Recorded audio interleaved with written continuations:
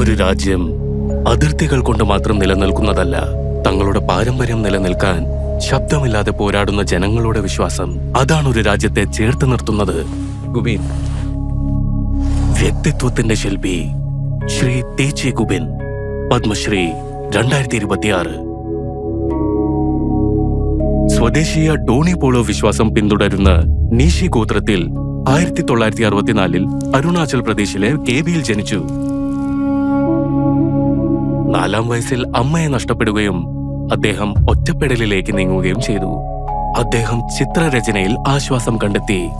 അദ്ദേഹത്തിന്റെ കണ്ണുകൾ വരയിലൂടെയും നിറങ്ങളിലൂടെയും ലോകത്തെ കൂടുതൽ സൂക്ഷ്മമായി തിരിച്ചറിഞ്ഞു.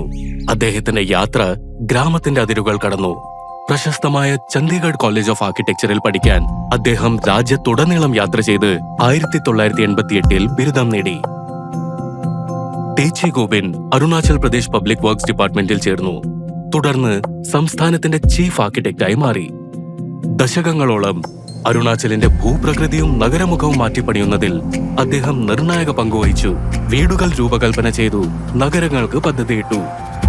എന്നാൽ ആർക്കിടെക്ചർ മാത്രം പോരാ എന്ന് അദ്ദേഹം മനസ്സിലാക്കി. കാരണം അദ്ദേഹത്തിന് ഏറ്റവും പ്രധാനപ്പെട്ട ഘടനകൾ കണ്ണിൽ കാണാനാവാത്തവയായിരുന്നു. ഒരു ജനതയെ ചേർത്ത് പിടിക്കുന്ന സാംസ്കാരിക അടിത്തറകളായിരുന്നു അവ. 1999 ഏപ്രിൽ 3 വലിയൊരു മുന്നേറ്റമുണ്ടായി. സംസ്കാരത്തിന്റെ നഷ്ടം, വിശ്വാസത്തിന്റെ നഷ്ടം, തിരിച്ചറിയലിന്റെ നഷ്ടം. നമ്മുടെ ജനങ്ങൾ അവരുടെ സ്വദേശീയ വിശ്വാസങ്ങളിൽ നിന്ന് വലിയ തോതിൽ അകന്നു പോകുന്നുവെന്ന് ഞാൻ ശ്രദ്ധിച്ചു.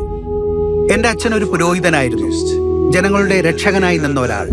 അതുകൊണ്ട് തന്നെ അദ്ദേഹത്തിന്റെ പാരമ്പര്യം മുന്നോട്ട് കൊണ്ടുപോകണമെന്ന് ഞാൻ തീരുമാനിച്ചു.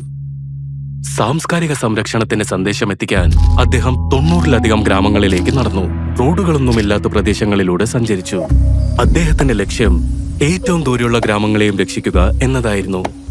ഈ പ്രശ്നം അതിർത്തിയിലെ ഗ്രാമങ്ങളിലേക്കും വ്യാപിച്ചുവെന്ന് അദ്ദേഹം മനസ്സിലാക്കി.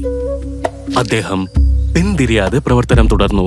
4 ദശകങ്ങളിൽ 600-ലധികം ഡോണി പോളോ കേന്ദ്രങ്ങൾ അദ്ദേഹം നിർമ്മിച്ചു. ടിബറ്റ്, മ്യാൻമാർ, ഭൂട്ടാൻ അതിർത്തികളോടടുത്തുള്ള ഓരോ ദൂരഗ്രാമങ്ങളിലും അദ്ദേഹം ഇന്ത്യൻ ത്രിവർണ പതാക ഉയർത്തി.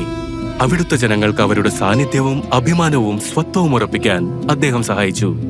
അദ്ദേഹത്തിന്റെ മികച്ച ശ്രമങ്ങൾ ജനങ്ങൾ ശ്രദ്ധിക്കാതെ പോയില്ല.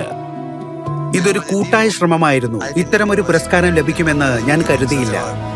ജനങ്ങൾക്കായി പ്രവർത്തിക്കുകയും മറ്റുള്ളവരെ സഹായിക്കുകയും ചെയ്യുന്നതാണ് എനിക്ക് സന്തോഷം. ഞാൻ ജീവിക്കുന്നിടത്തോളം അത് തുടരുകയും ചെയ്യും.